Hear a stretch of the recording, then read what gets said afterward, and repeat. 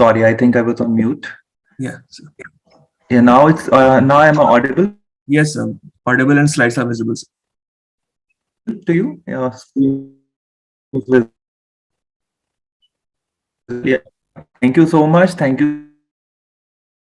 Before not wasting too much time, from such in my talk will not be so much innovative, but definitely I had a very trailblazer journey in the field of community eye care, full of risk and perks, challenges and opportunities. The scope of my discussion today will be the recent advances in primary eye care and how we leverage the technology in enabling the diagnostic and data solutions for primary care. So, back to the basics. Primary eye care is the provision of appropriate, accessible, and affordable care, which lead to a comprehensive and competent, giving a comprehensive and competent eye care needs to the person's patients, and also it is the first contact for eye care for the patient, and also in the continuum journey of his lifetime. The primary eye care should be integrated and should be coordinated with the general healthcare services. Like, for example, our NPCB or the eye care services should be coordinated and integrated with the National Health Mission, with the primary health centers, community health centers to make it more efficient. And we should be very competent, and there should be a managerial skill and a decision making skill for these are all critical things for promoting the quality and efficiency in primary eye care. If we see the concept of primary eye care, the leftmost side showing the eye disease, the in between is activity, which consists of the primary, secondary, and tertiary prevention. And these all types of service deliveries are possible in primary eye care, not only the preventive and promotion. And we can see the stakeholders on the right hand side. I'm always amazed to see the stakeholders right from the community leaders, school teachers, nurses, primary healthcare workers, optometrists, ophthalmic technicians in the field of community eye care, and not only the ophthalmologists and optometrists. There are various models of primary eye care. The heart is the vision centers, which are defined as the permanent fixed facility, first point of contact with the community, and equipped with all the equipments which are needed for the primary evaluation, especially the refraction for the patients. They can be fixed facilities, mobile units, integrated, standalone, or mobile with or without teleophthalmology.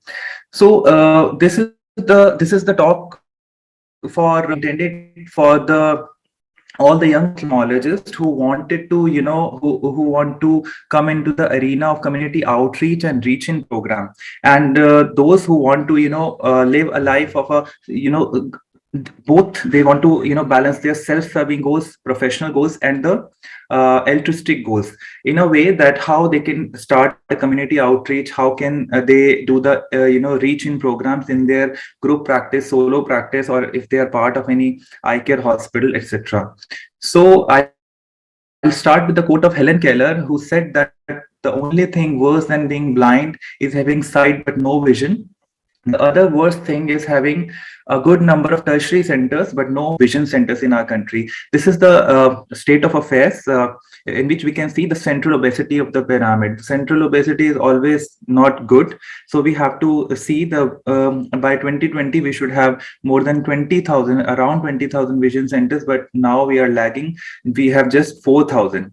And this slide is more of a theoretical slide, which the data has been extrapolated from the various surveys and prevalences of various eye disease to come up to the need. We always say that vision center caters to a population of 50,000, and these are the estimates of eye care needs of these 50,000 population, and we see almost 25% of them need any form of eye care services. So this is the main I think the slide of this whole presentation, which shows the hub and spoke model, in which the hub is us, we young ophthalmologists. Any base hospital, it could be RP center, it could be Guru Nanak Eye Center, it could be your private practice hospital, something, a base hospital with all facilities of surgical and medical intervention. And spokes are the vision centers. Vision center, as discussed earlier, can be fixed, mobile van, health and wellness school. You had tie up with schools, you have tie up with primary health centers. And the human resources we need is the optometrist, ophthalmic assistant, trained nurse, your optometrist, and ASHA workers, trained ASHA workers, or even a trained school teacher who has been trained in, taking the vision and referring the students. This model has been a very cost effective model, and has been, it has been used in various parts of our country as well as around the globe. Our strategy of Vision Center has been guided by the National Program for Control of Blindness, and these are some list has been given by NPCB, that these are some essential equipment which has to be there in a Vision Center, and there are some desirable which are may or may not be, but are desirable. So the two things always, have been a barrier for starting community outreach. First, how to take the equipments of your fixed facility center to the field in the community, and second is the data. So for the first barrier, we can see that now there are many portable slit lamps, portable fundus auto refractometer, and we have just seen the presentation of Dr. John Davis, that he can make everything. I mean, out of 3D printing, mobile. He makes use of mobile to, take the fundus photo and anything. So we have to be very innovative, and all these auto refractometers, tono pen, portable visual field analyzer, these are all real pictures, real time pictures taken in our department, and the NGO I'm associated with uses all these portable devices. Previously we used to, take a mobile van, or as a, we have to think about the transport logistic, but now everything's, packs up in a small briefcase. This is the Community Eye Care Initiative, which was started by RP Center in association with Stride Savers. And we all use all these portable slit lamp, portable handheld auto refractometers. And right now, currently, there are more than 20 vision centers, which are spokes with the hub of RP Center. Another thing which I personally I have suffered in my journey of community care was the data management.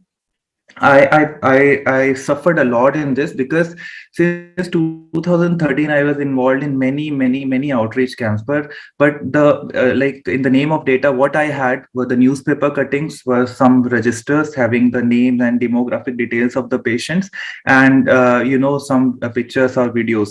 But nobody cares about that. We cannot generate any, evidence. You cannot publish that. So the main lacuna I had in my own practice was the data. And now there are innovations in this data collection also. It's very feasible, because we are the busy clinician. You guys are the busy in your tertiary care centers. You don't have time to feed the data in the Apple Data app or something. So here is an open data kit. It's an open Android based source Android app, which is designed to work without network connectivity, which is the main advantage of this. Because you can use it in fields where there is no network available. And it collects supports of location, audio, images, video, barcodes, anything, free text, multiple choice. You can make a custom made form and upload and link that form to their server, and then start collecting the data.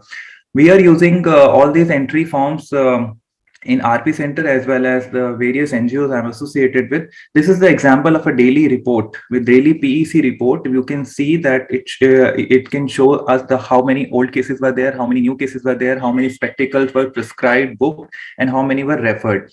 This was the custom made list of diagnosis which we have fed in the form and linked that form to the server. And it just take 5 minutes for a optometrist to fill in all these details, or even a data entry operator which is not much technically qualified can in liaison with the ophthalmic assistant can fill the form. Second, this is a form of diabetic retinopathy screening, which is being also done in the vision centers associated with RP Center. We can see the NSC classification. This form has been designed, and optometrists who see with the fundus form in 5 minutes. And when this data is retrieved, from the server. It can be downloaded in the form of Excel, and you can make beautiful graphs and all things on in just you make an enter, and you all these data is comes up beautifully in the form of graphs and bar diagrams. Health education talks which have been done, topic, number of participants. Now this data app is also used for the reach in program, that how many patients reported to your base center, the hub, and how many got cataract, and how many were admitted for the cataract, and what were the reasons for not getting admitted for the surgery. So all these details can be, you can frame the forms like that, and these data can be retrieved very easily. In fact, the cataract surgery outcomes for the monitoring and evaluation in the form of outcomes in the form of visual acuity can also be done. You can, if in this you can see that the this column shows the presenting visual acuity, surgery date, and which I was operated in post-operative visual acuity. And in the previous slide, we can see that even the cause of the post-operative visual acuity, poor outcome were stated by the staff, which was present in the post-op follow-up. And due data follow-up also can be fed in the forms, and even the reminders messages are also given to the patients. I'll not go in depth into the artificial intelligence. In this elite gathering, there are many stalwarts, but I just want to reinforce the importance of AI in field of diabetic retinopathy. Remedio has come up with many softwares which has an inbuilt AI, and which differentiate that this is DR, not DR, and same with the plus disease in ROP, ARMD, and glaucoma diagnostics as well. And another thing, just one slide about the teleophthalmology. We all know teleophthalmology, but just one slide, the success story of the Tripura Vision Center project. I think this project all inspires us all, that the small northeastern state, and if we see the statistics in year 2007-8, only 3,000 patients were referred to the but the toll of the patient, while it becomes around 90,000 in 2015-16, and the cataract referrals, we can see they all shooted up after the uses of this teleophthalmology practice. So all we all can start our own community outreach, community reach in program by using these portable equipment, by using these open, freely available open data kits which are available, and we can make a custom made form according to our needs and this thing. Another thing, this is not something philosophical. All these which I have told or discussed, this is all evidence based, that the use of technology enable us, for the delivery of low cost and quality eye care at the community level in three ways. First is the remote